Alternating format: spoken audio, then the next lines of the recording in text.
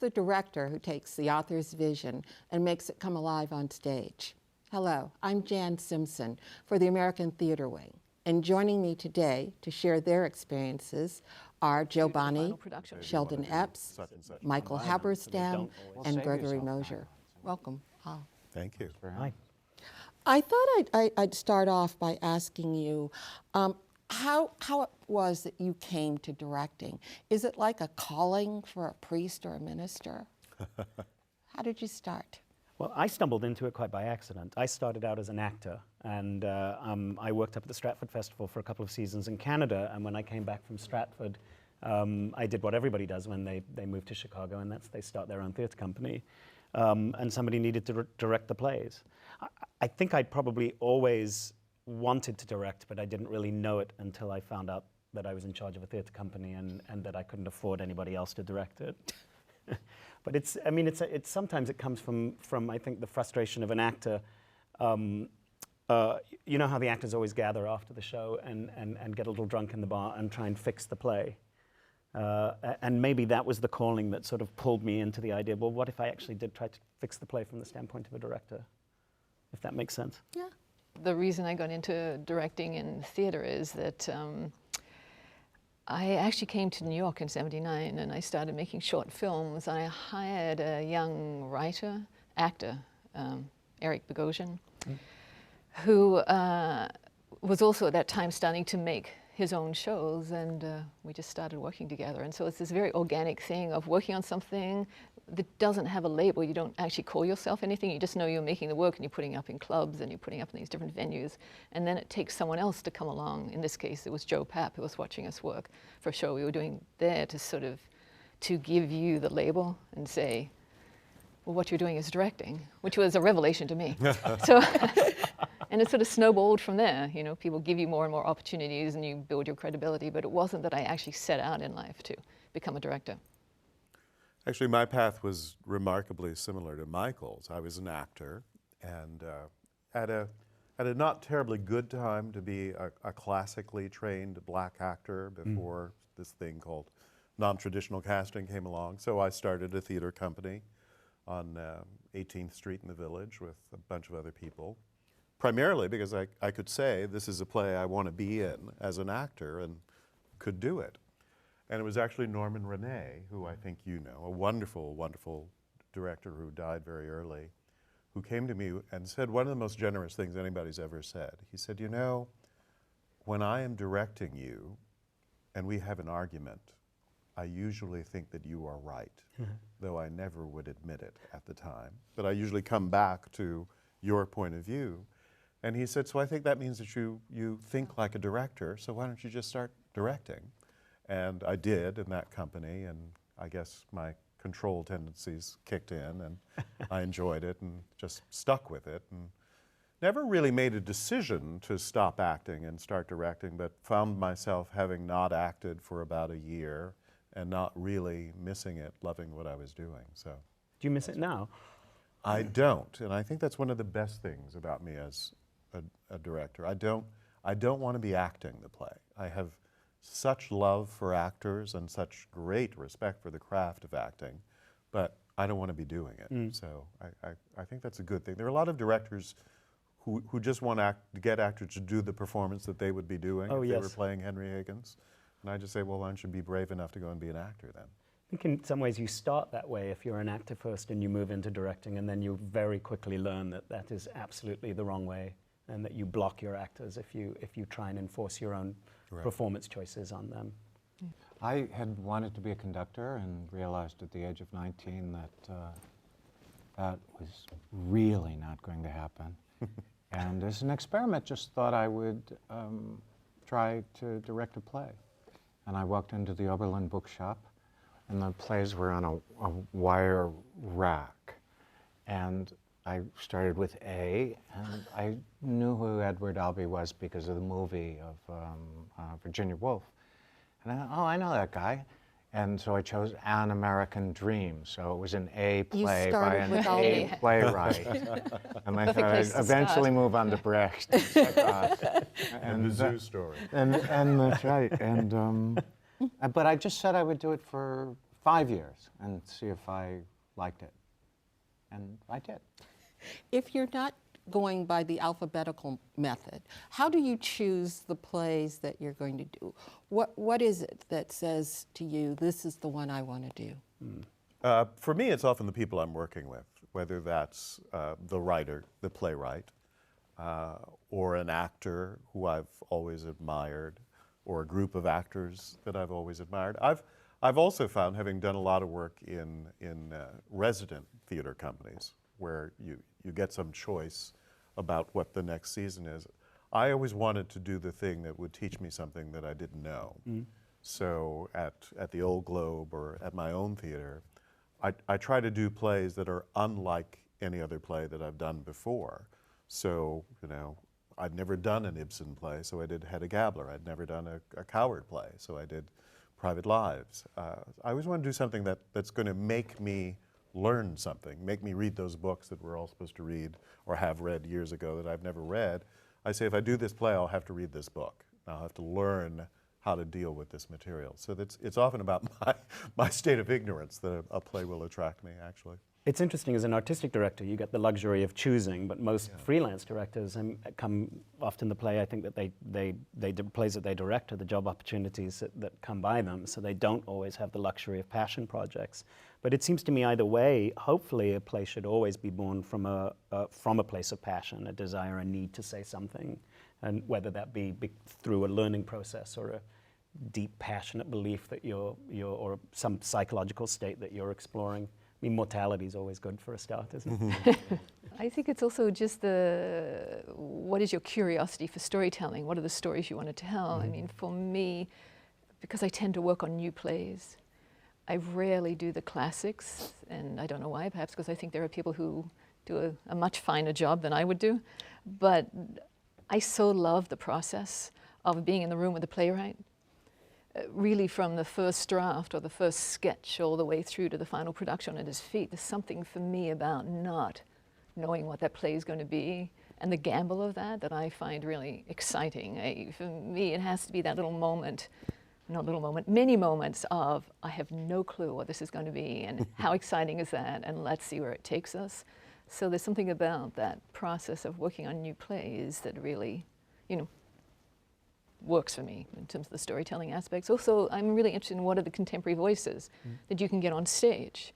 And I think it's so hard because to write a play is just, I think, one of the most difficult things in the world. So I have huge respect for these people who are brave enough to step forward and say, I have a story, that I want to put on stage. So if I can facilitate that, then I'm happy to be there. Peter Brook, who all directors revere, his way of saying what you've all just said is you have a hunch. You don't have an answer, you have a hunch, and the rehearsal process and the preparation process is about exploring that hunch.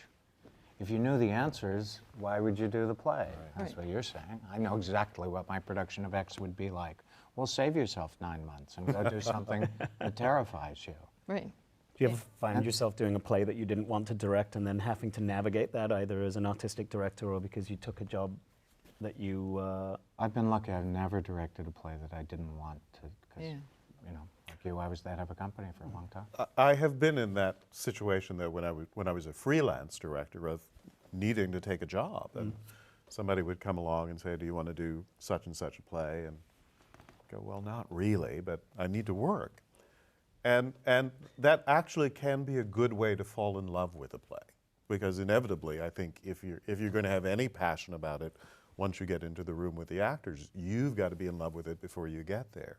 So fortunately, in that case, it was a very, very good play that I just didn't respond to initially. But sometimes, like a bad first date, if you make yourself go out with that person again, you can find the things that are fascinating and wonderful about them, and I did that with that play. At this point, I would never do that again.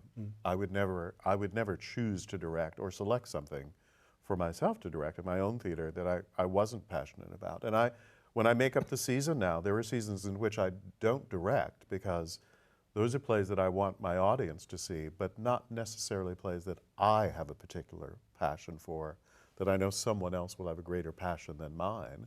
And I go out to find the director who's going to find that spark in the play. I used to find myself giving up the big shows to other directors because I so wanted to spread the wealth over the course of creating a cohesive theatre company, and that I'd choose the pieces that I thought I should do for about 2 or 3 years. And then I found that I began to resent my job so much and that I was not useful in the rehearsal room to anybody, that I absolutely had to start with what it was that I wanted to direct. Or as you say, then you take a step back and just administrate for a season, which is not the worst thing in the world. You learn so much through the eyes of enabling other directors. Well, you have all been artistic directors. Do you ever find yourself, I always wonder this with artistic directors, given that I haven't been one and I tend to be the director who happily jobs into different theatres. But if you sat there watching an outside director come in and direct something and it's just terribly disappointing to you, or it just doesn't seem to be landing, and you, like, what is your urge at that point? You have to just, you know, take the high ground and step back, or do you feel in terms of because it's your theatre and also you have that responsibility that you have to step up and step in? I mean, how do you negotiate that? Because I have been around a lot of different artistic directors who have done different things. Step in and Step on. Yeah, right. Step off.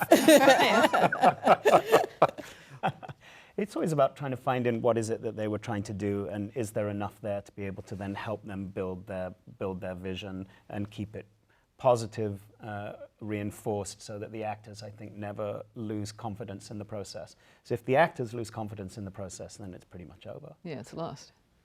You never want to allow them to get to a point where they feel like they've lost confidence in the director, or that they're getting two voices in the room. Right. I also think you really have to be, and it is hard, because you're sitting there and you're watching the thing and you say, okay, it's moving into the theater in a week and may not be working. But you have to be sensitive to the process that you as a director have gone through and patient with it. I mean, I've been directing and had bad run-throughs. Absolutely. Or the play is just not there. I had a yet. good one once. I think that's the point. When you have a good one, it's an amazing thing. You have to exercise the patience that you would want when you are directing. And then there is a point where you have to declare, all right, I've been patient enough. I may have to do a little bit more than I really would like to do. Well, Go ahead. Go Well, ahead. I just meant there are some artistic directors, as you are, who are also directors. There are some artistic directors who aren't directors. And I find it interesting when you wear the two hats, that there would be choices that you'd make that, clearly aren't going to be the choices of this other director. Then I find that interesting in terms of how to put the director in you slightly aside in order to be the, Well, as the long as the artistic- choice is working, I mean, But if that's they're not- wonderful, because then you really get to sit back and look at the play and go, wow, how did she get there, or how did he get to that place? That's really interesting. It's I think that's key, is sort of sublimating your own. I don't think, maybe as an artistic director you wear a different hat when you come into a run through. You don't necessarily look at somebody else's show as a director. You look at it more as an artistic support, an outside eye. Somebody to come in and help the artist open doors. Yeah. It helps to be a director, though, Yeah. because you're doing a scene and it's boring, right? That happens all the time. It's just boring. And the impulse is, do it faster, do it faster. So the amateur says, or the person who hasn't been in the room says, pick up the pace, pick up the pace. But as a director that it might be boring because the audience is confused. Right. Right. And we all know this. And that you just need to slow it down a little bit and make clear what everyone is doing in Become the a little more scene, what the specific. event is, Yeah. the scene, make it a little more specific.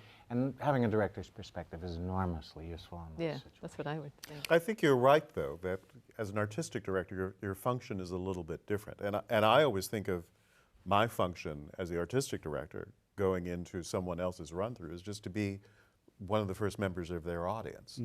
And to say, I'm seeing this, I'm not seeing that, that confuses me. Oh, that's good, I'd like a little bit more of that. That was a little slow, I got lost here. What were you after here? Just to ask the kind of questions that the person who will eventually be sitting in the fifth row will be asking. I think what you said is key, because sometimes it's the moment that isn't working. And this, Ira Weitzman and Andre Bishop at Lincoln Center Theatre have been saying this all the way through our process, that if a moment isn't working, it might not be the moment that needs fixing. It might be something earlier in the play that needs fixing in order to set it up. Do you not think about those things in general? I mean, how much thought do you give to the audience when you're in the process of creating the work? The audience as ticket buyer or the audience as receiver of that thing which you've been killing yourself and the actors have been killing themselves? Because they're different things, vastly different things. Explain how for me. Well, if you're just thinking the audience member as a consumer, oh, that'll sell 20 more tickets a night, that's suicidal, obviously. I don't know, I think about the audience all the time. Yeah, I think I am the audience when I'm sitting there all day long. I mean, you No, don't want to start with... you've got to be, Sorry, Sheldon. you've got to eventually go through that process because you want 500, 600, 1,000 people to come into a room with you and have a wonderful experience. So, you know, I often think that there's a big parallel between theaters and restaurants.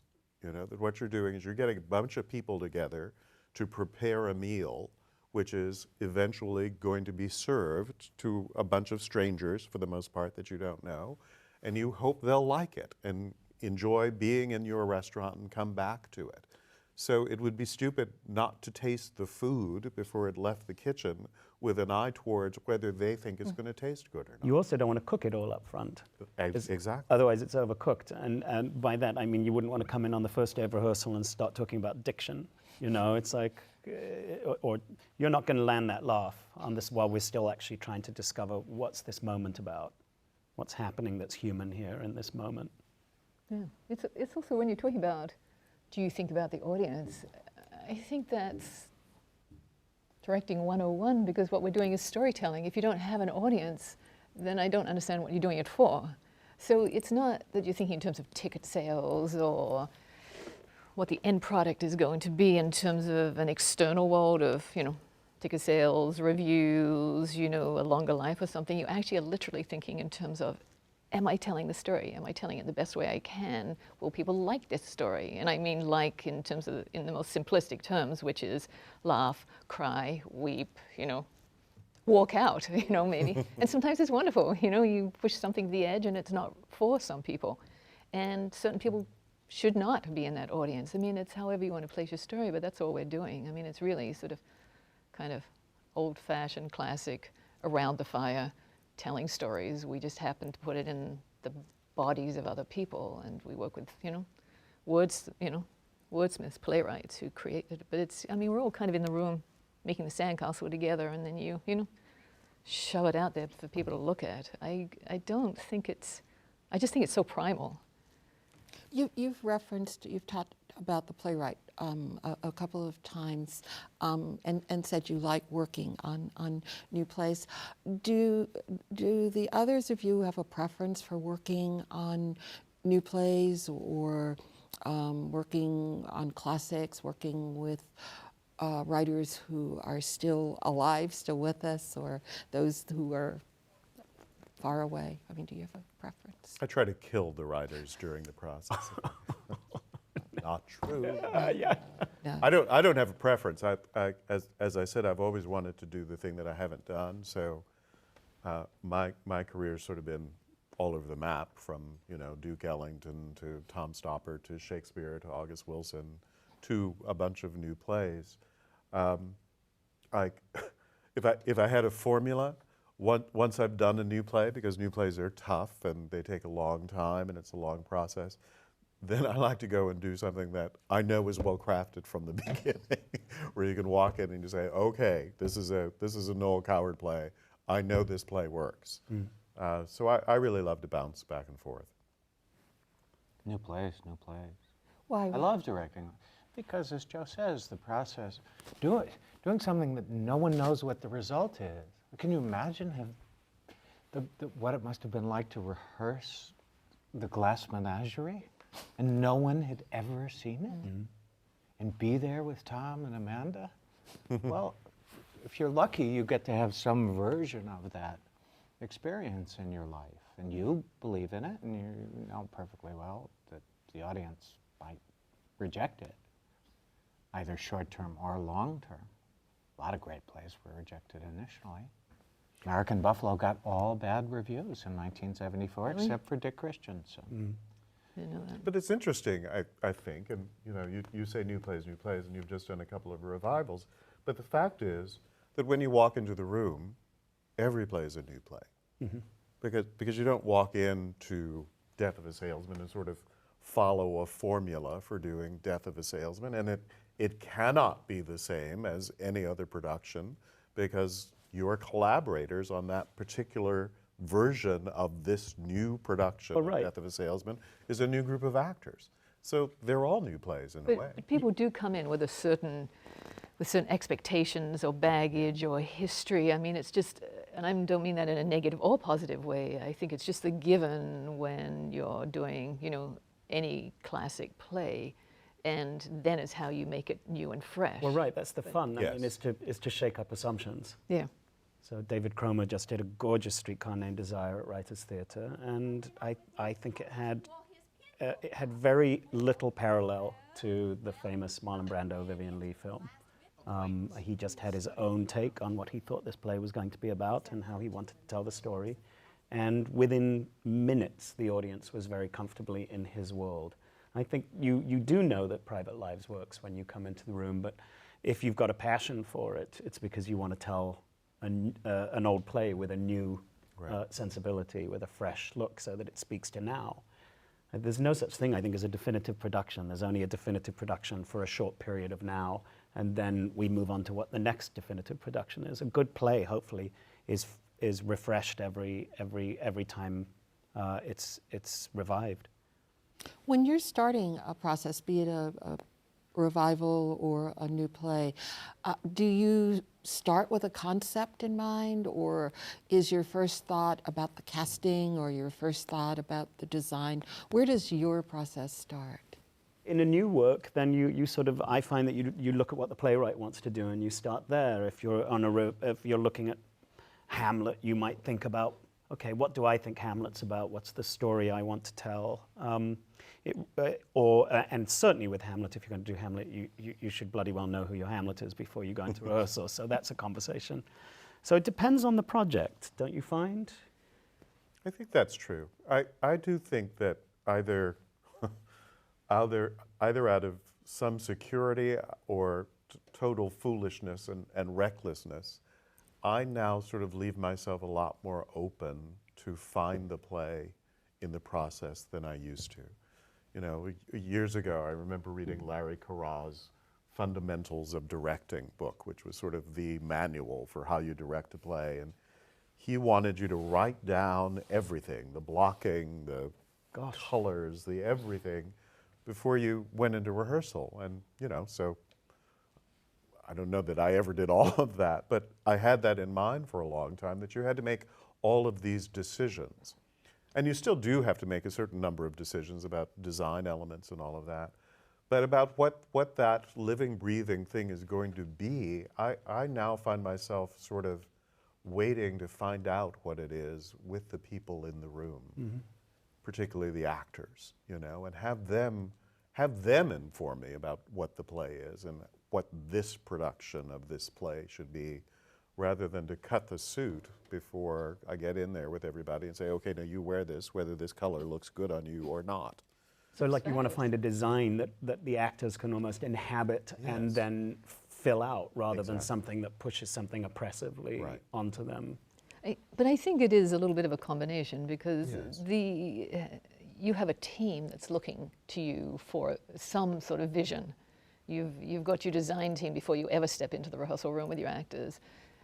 Even in auditions, you have to have some sense of, out of the many actors that are going to walk into that room, someone is going to fall with it. And often they can surprise you, of course, and someone can take you down a path you never anticipated. And they're the most exciting actor for that role. But still, there's a general, sense that you bring into the room before you ever step into the rehearsal room. And sometimes there's just a total concept, I think. I actually agree that once you get in the rehearsal room, everything should be up for grabs. You don't know what the blocking is, but you're already halfway down the road in terms of a set.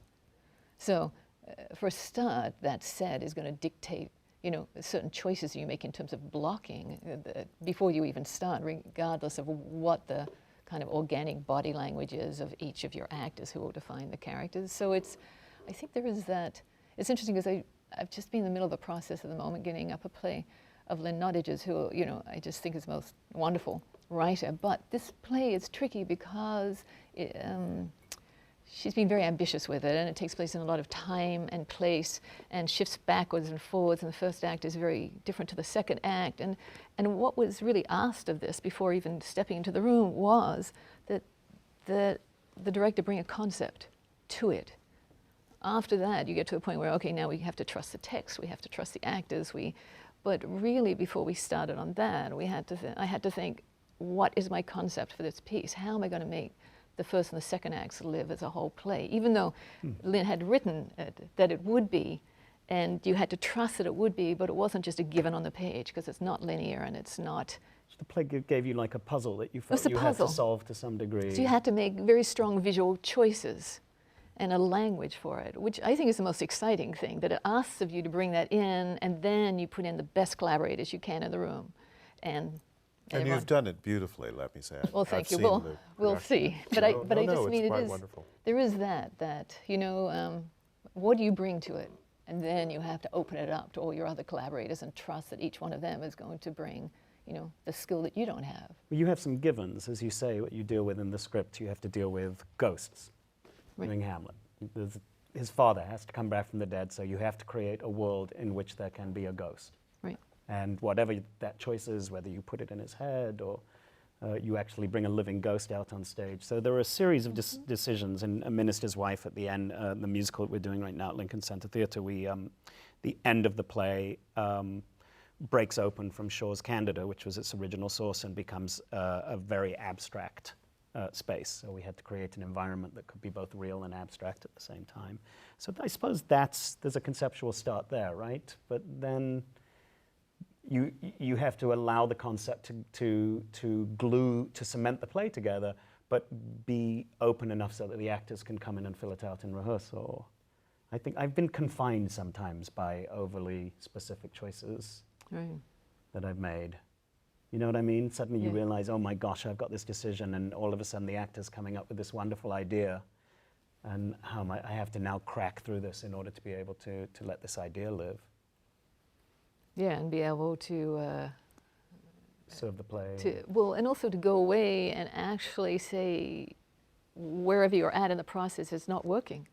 Mm-hmm. And to literally be able to throw stuff out. And, you know, I mean, I think we've all dealt with something where it's just the concept isn't working or the set isn't working. And we literally at 3 in the morning you're up going, okay, if I get rid of that wall and I get rid of that, and maybe the whole space is just blank, and maybe I do this, or no, maybe I need to enclose it, but I'd always seen it. The dialogue is ongoing because the discovery is so huge as you're going through the play that you don't, you know, actually know where the road's leading you until you sort of bump into the tree and go, okay, that's a problem. So. You read those great stories about the European, usually theater companies, where they have lots of money and endless rehearsal time, and great stories about people working on a play for 2 or 3 weeks with a group of actors just to discover the play, and then they go and design the set. You know, we sometimes get something similar to that if we do a workshop of a new play. But you know, one of the difficulties of resident American theaters, you're on such a fast track. The process is just so quick, and you do have to make so many decisions before you even get into the rehearsal room. I often wish that I could rehearse everything for 3 weeks and then meet the designers and then do the design work. I was in Stratford working on a production of Timon of Athens as an actor with Michael Langham directing, and Anne Hold Ward did the costumes. And I don't know if this had ever been done at Stratford before. And Stratford is an enormous machine. They're often designed and half built by the time the actors show up. And Michael insisted on having Anne in the room, and she would sketch the actors and look at what we were encouraged to bring costume pieces in with us to rehearsal. And a lot of those pieces actually ended up making their way into the show. But they had to hire, I believe, a New York shop to build the costumes because the Stratford Festival couldn't handle the timing of circumstances. They the have process. Exactly. They couldn't track it. They couldn't track it. They were too backed up at that point in time. They had other shows that they needed to build. It was a stupendous production, though. That actually was, did you see that maybe? That was produced here with Tony Randall's theatre company. Oh, I moved saw it that. down Yes, here. it was very good. It was good, eh? Yeah, see, my Canadian came out just talk a little bit about working with actors. What do you look for when you're in the audition process? What lets you know this is the person who's right? Well, a lot of times you cast without auditions. That's the first thing to be said. Because you've seen the person's work and you've always wanted to work with him or her. And sometimes, as I think Sheldon said, that's why you do the play, because it's an opportunity to work with that actor. So it's a two-part question, really. Why do you want to work with that person? And then, but if it's specifically about auditions, and remembering that a lot of young actors watch this show, it's really out of your control. I used to be enraged when I was a young actor, when directors would say, "Oh, I know in the first 30 seconds." I would say, "How can you know that?" "I won't have given you my Trofimov. First 30 seconds, I have surprises. It will come later in the monologue." But no matter how much you try not to have ideas and be open to any idea of the play, you do have ideas. And you go, "You're great, man, but you, in a million years, you're not playing Trofimov." And I say to young actors, look, most of you guys are not going to play Stanley Kowalski, because no matter how Crummerized the production may become, there's a certain kill you sexuality about Stanley Kowalski. And you don't have to look like Marlon Brando, but if she doesn't walk in and go, "Uh-oh, I just came to the wrong city," then it's not Streetcar. And Crummer's is going to be different than Kazen's, and I'm so sorry I missed it. I just think Crummer's great, but there's something, and then I go, right, yeah, I guess I'm never playing Stanley. And then once you make that adjustment, then you say, well, then maybe I'm not going to play this guy's Trofimov in whichever one of those Chekhov plays Trofimov is in, The Cherry Archer. Do you ever get surprised in an audition, though, like when somebody All comes the in and time. just like, you knew what you wanted, and then this person comes in? All the and time. completely It's not takes that the you're role. looking for a 5-foot, dark-haired guy. That's not it. But you have an idea of what somebody has to.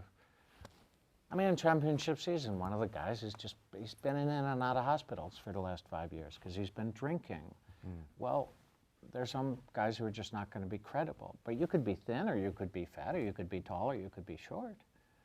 But there's just, I believe that guy's been in and out of hospitals. Yeah, yeah, it's an essence. Dragged screaming into hospitals, as his brothers said.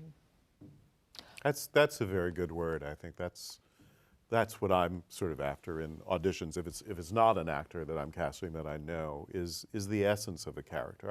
I really don't want somebody to come in and give the performance, because then it's just sort of fake and phony and false. But the essence of the character, and that you can glean that essence is going to flower over the weeks of rehearsal. I also have to say that in callbacks, where you've sort of gotten down to a group of actors, and there are 3 or 4 people there, and any of those 3 or 4 might be able to do it. I just like to find out whether I want to be in the room with the actor for the next 4 or 5 weeks. I spend a lot of time not reading the play in callbacks. Just come over here and sit down and let's talk for a while, because I just want to know, are we going to give the speaker? Life's too short. Yeah, That person is going to take over your conscious life and your subconscious life. Oh, gosh, yes. For the next 6. You literally will be dreaming about this person, and you want to be careful who you let into your dream life. It's also over time, as you accumulate a body of work, and also as you see theater, you get to know actors, and there also is the situation where some actors audition fabulously and then actually don't develop over the course of a production, and other actors just suck in audition. And they're going to, and their process is slow, but they're going to be fabulous at the end, and it's really helpful to accumulate that information about the possibilities of your cast, because I think that's where it actually helps. Sometimes you'll get a call from a fellow director, because most directors actually don't tend, in my experiences, most directors don't hang around talking about their process too much, and they don't check in with each other too much when they're on a show. I mean, everyone seems to be and I speak for myself, in their own You little know bubble. Mike Nichols' great line about this? Right. That directing is like sex. You know other people are doing it, but you so seldom get to watch. Absolutely. That's perfect. Well, that's true. And so that's the thing. So the one thing that I think people share sometimes is you'll get a call from someone and go, so-and-so. I'm thinking of them for, and I know you worked with them. Tell me a little, things like that. Just little, people will kind of just check in with each other a little. But that's pretty much the only shared, yes, experience. Always, because there's such an enormous leap of faith. I mean, it's still all a crapshoot. No matter how much you think you're prepared, you don't really know what's going to happen until you get everybody in the room. You could just sort of keep your fingers crossed and hope that the chemistry comes together and that everybody lives in the play. But I always do that. If I've got an unknown actor, I'll send a quick text out. Right. Somebody who knows I'm Tell me. working on the show. Yeah. What we haven't said is this is all in service of the script, of course. We talk about what we want to dream about them and we like everything, but there was a writer, unless you're creating a script out of rehearsal. So is this person going to serve this play? That's the question, right? That's Yes, right. absolutely. Yeah. And later in the process you rehearse, if you're the first person to be cast, kind of carte blanche. But if you're the fifth person, you now have to fit into that group of those other 4 actors. That's right. And also when you talk about the playwright, I mean, if you're talking about a dead playwright, then, it's anyone's guess what they might have imagined in their head. But if you really are talking about a living playwright, I feel that when you're putting up the first production, there's you have to really tap into they're right here as your partner, they're your collaborator, and how they heard it in their head and what they imagined becomes a huge part of your process in terms of casting. Because you're not going to go down this road if for them really, this is how they see it. So you have to, it's very much, I don't think you ever end up on separate pages because then you just simply shouldn't be doing the play together, but at its best, you're having a real dialogue about what is the ideal cast for you. Sometimes when you're working on a play, you'll say to the playwright, okay, if you had a wish list, and you could be talking about Laurence Olivier, you can be talking about someone who's dead, but if you had a wish list, who would be playing these roles? That's a great question always for writers. Who's Yeah, the it gives dream you person? some, yeah. Just, Particularly if you use dead people as an example. Right. Yeah, because then it's a quality, yeah. Exactly. You talk a little bit about young actors. There's been some discussion about the training of young actors and how it sort of compares and stands up to generations before.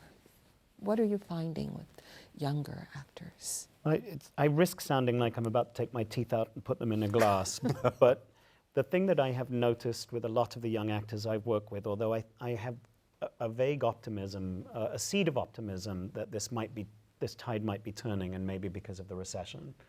But I found that was a significant amount of entitlement coming into the process. I had a lot of young actors who thought that they should be playing the starring role and were not willing to work hard in a minor role and learn from great actors, which is that's how I worked my way through the Chicago scene.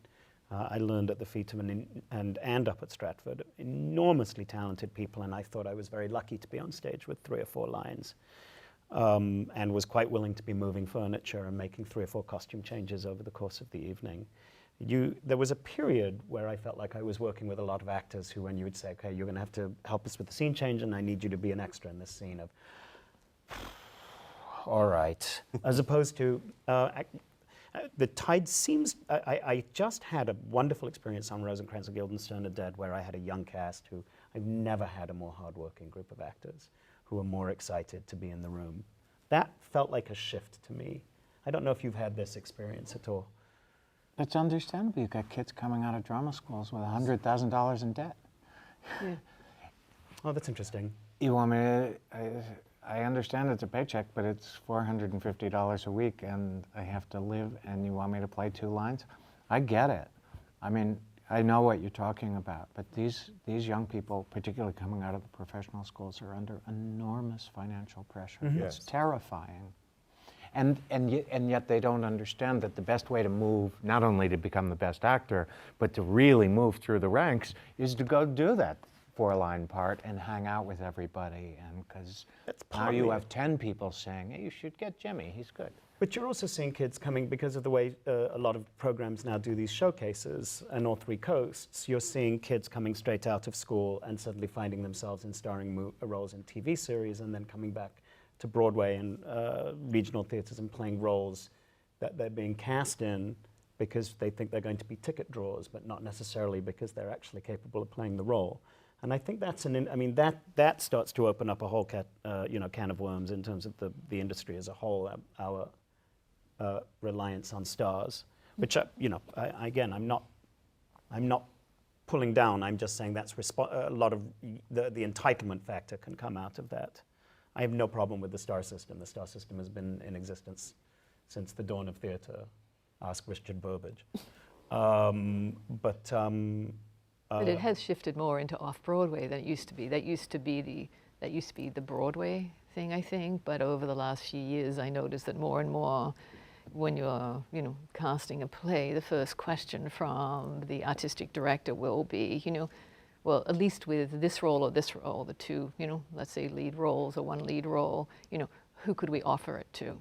Because for them, it's very important to have a name that, will have some familiarity. So it's hedging their bets a little in terms. You're talking about subsidized off-Broadway theater. Yes, just not for profits. No. Right, exactly. And that always used to be, I thought, the process for casting in commercial productions, but it's become more and more just the regular fare of theater. And I just been piggybacking on what you're talking about, actors coming out of school, they have these debts, they, if they're lucky, they pick up a TV or film role that gives them some profile, they're going to immediately shoot to the top of the list in terms of being offered a role or cast in a role than someone who has just come out of school and doesn't have a profile. It's really, really difficult whether for a they're young capable actor. of playing the role or not. Yes. And that's the challenge, I think. Yeah. So again, I have no problem with star system as long as these actors are capable of actually playing the role. I think the difficulty is when you start from the position of compromise and casting with a star, and this person has managed to, then I think you have a challenge. And I think you have a bigger challenge because we're educating our audiences now to only come to plays that have headliners in them, as opposed to coming to plays for what you rightly said earlier. The initial inspiration should be because of the writer. And it is a challenge in terms of casting. I think, particularly as someone who works in a theater that's close to Los Angeles, where a lot of people are there for the movie business, the television business, all of that. I think that great acting comes from people who have developed a certain kind of stage muscle, a certain kind of energy, and it has to do with allowing the music, the text, to pass through their entire body. And that's why they're present on stage. That is not something you develop on a television series. And in fact, it may be something you lose if you've gone through a very good training program, and then you go and do a TV series for 5 years and decide to come back and do a play. So very often in auditions, even with very well-known actors, somebody will be encouraging you to cast this person because it's going to help to sell the play, or they're going to recognize the name. I get really nervous about casting those actors who just don't have that stage energy to get through 8 performances a week and really deliver the play. Well, you don't have a little theatre, so they have to be able to fill that house. Exactly. It's interesting. In London, people seem to move, and I'm speaking as an observer. My accent is, as I've said to you earlier, about 30% pretension at this point. I'm an American-trained artist, and I am an American. I work in the American theatre. In London, when I go to visit, I'm always impressed by the effortless way these actors seem to be able to move between stage and screen. But that's because it all exists in one place, whereas we have our film industry on one coast, and our Emerald City of theatre, at least, is on the other coast, and Chicago and Seattle, of course, the other centers of theatre in the country don't seem to have a lot of film business, so they are primarily stage. We need to find maybe some way to merge the two, because so it is. that we can allow for both. It is a wonderful thing. I love the idea of actors moving back and forwards between the mediums, because I think it actually opens up a wider audience, an audience that might just watch film and TV actually will get drawn into the theater, and then they're going to open up other possibilities of seeing other theater. So I think, you know, it's something to be encouraged. I don't think it should separate, and I think that if someone doesn't have the experience, it's great to, you know, give people the opportunity with the hope that they, you know, that they develop those muscles and they get a taste for it and they want to, you know, and it's continue. thrilling to see like Judi Dench on stage and Ian McKellen and actually Edie Falco. You know, that's a wonderful thing to be able to sit in the audience and do. So I'm not knocking the idea. I just think it's an interesting challenge. Yeah, no, I don't knock it either. And I think it's a wonderful thing to have the opportunity to do, you know, and I did a play with Lawrence Fishburne, and you know, of course, the play sold very well, but he's also a great stage actor. You know, so it was really fortuitous. It's tricky though that people don't realize they have to maintain their instrument. I really admire those people. Felicia Rashad is a great example. The whole time Felicia was doing all of those television series, on hiatus, she would always go somewhere and do a play. And a really challenging role. Go somewhere and do Medea. Go somewhere and do a Pearl Clegg play. You know, she understood that it was necessary for her to maintain her stage muscle. A lot of people just let it go. I've noticed, and I guess everyone has, the increased use of video projections in terms of set design. And I'm wondering, has that had any effect on your work as you're conceptualizing work, as you're working with your designers? I eschew it, but that's partly because I like saying the word eschew. I've never. Say it well. Thank you. We're impressed. Julia, don't you? I've never seen an actor win a fight with a projected image. Just never seen it. You know, we see this in lectures all the time. You know, not a theatrical presentation. There's the person giving the speech, and behind her is a 40-foot wide video screen, and she could be no further away than we are from each other, and you find yourself looking at the video screen. It's crazy. It's crazy. And there's no resolution to it. You can't, it's recognizable as the person who's giving the speech, but you can't see the twinkle in her eye, you can't see the fear, the nervousness, you can't see the exuberance about whatever it is she's talking about. It all gets washed out because the resolution just isn't high enough. So, but for some people, obviously, it's, and then you see something like Kentridge, you know, where the video, this great artist who does theater William pieces with Kentridge, William Kentridge, and that's another thing entirely. But What you about all something may like feel Brief differently about this. What about something like Brief Encounter, though? I mean, that was Didn't see it. delightful, just a delightful interaction between film and stage. I'm for it. I just didn't see it. I personally love the combination, but I think that is a thing to be careful of. But I actually think that it's the opposite. It's sort of the judicious. See, I'm trying to use eschew. No, but I'm just going to use judicious eschew. use is fine. Judicious use is actually the way to go, because I do think you've got an audience, particularly as a younger audience comes in, who, you know, that is part of their visual language, and to use that combination is an exciting thing. I do also believe that a living, breathing human being in front of you inevitably is always of more interest than the image. So it's just a matter of not fighting them with the image. It's that combination of how you present the video image, let it rest, and then put the focus back on the actor. But I think if you can, you know, play with, I just see video as a window into something, and then it becomes interesting. But that's probably because I come out of, my background is more art school and TV and downtown performance art and that whole multimedia, I would say better or worse.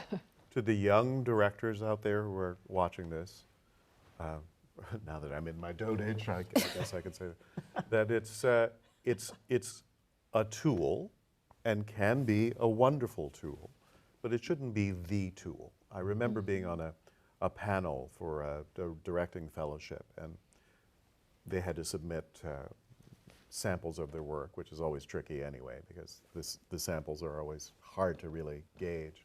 But I would say 8 out of 10 of them were using some kind of video images or component in the work. And it was frequently all you could see, all you could look at. And it's a tool, but it's not the tool. The tool is the power of the actor's performance and the storytelling.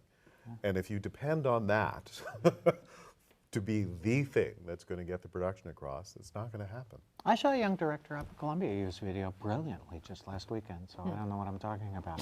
But it was very abstract, and it was just great. But you just choose not to use it. I mean, that doesn't mean it's bad. Probably because I'm bad at it or something. I don't know. No, I've never. Yeah. It's not a picture you want to make. Yeah.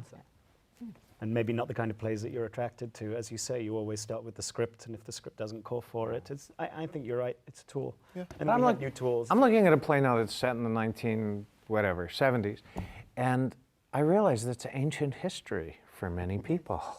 I remember it vividly. But boy, 20 seconds of video of the 1970s would be really useful to set the scene. Sure. And a lot cheaper than $100,000 worth of scenery. And then you wouldn't have to live with it. It was just bang. I mean, think about the subway system in 1970. Yeah. Right. Right?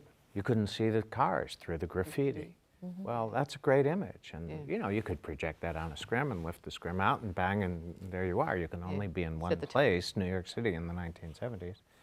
So I agree. It's a tool. Just be smart about it.